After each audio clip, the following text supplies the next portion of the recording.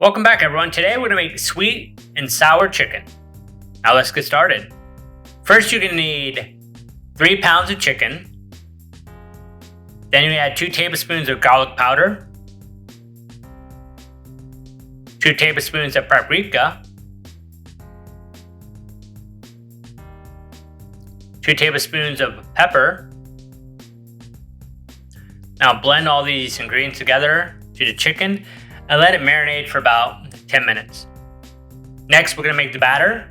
A half a cup of flour,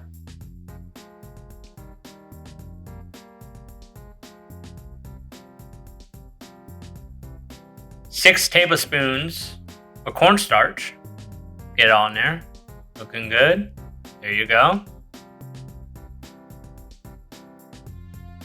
Next, we're going to add 2 tablespoons of pepper, 2 tablespoons of salt, and 1 egg. Mix it a little bit, right? About 10 seconds. Next what we're going to do is we're going to add like a quarter cup of water, but I'm not going to add all the water. So add a little water, stir it, a little water, stir it. And the batter's not going to be too thick, okay? It's going to look like this, and pretty good. Next, have about 2 cups of vegetable oil on medium to high heat. Dip the chicken in the batter.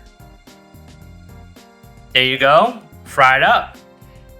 Look at that. Nice. Look at that. So you can cook this for about 9 minutes is done. Sometimes if it's not hot enough, it could take up to 12 minutes, but 9 to 12 minutes. Flip it every 2 to 3 minutes. Once it's nice and golden brown like this and crispy, you're good to go. Look at that. Amazing. Next, we're going to make the sweet and sour sauce. 2 tablespoons of pineapple juice,